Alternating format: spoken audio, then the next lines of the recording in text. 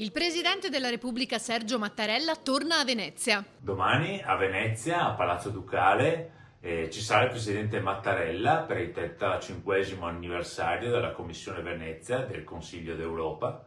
Vi parteciperà anche il vice premier nonché ministro degli esteri Antonio Tajani.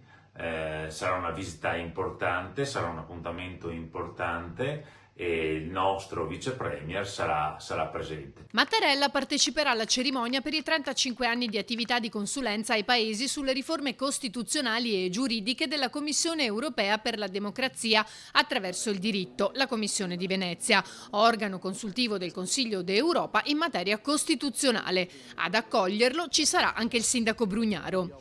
Il dispositivo di sicurezza è ben collaudato, ha confermato il prefetto Pellos. Come anche in passato potranno essere disposte limitazioni al transito delle zone interessate dall'evento, ma sempre senza pregiudicare la libertà dei residenti.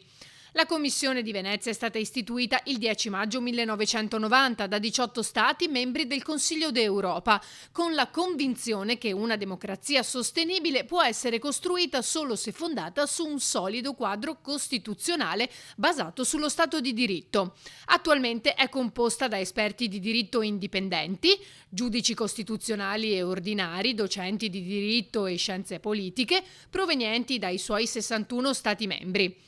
L'evento offrirà un'opportunità unica per valutare il modo in cui le istituzioni democratiche si sono sviluppate negli Stati membri del Consiglio d'Europa e altrove negli ultimi 35 anni, esaminare i risultati conseguiti dalla Commissione di Venezia nella sua attività di assistenza nel disegno costituzionale e riflettere su come perseguire lo sviluppo democratico in futuro.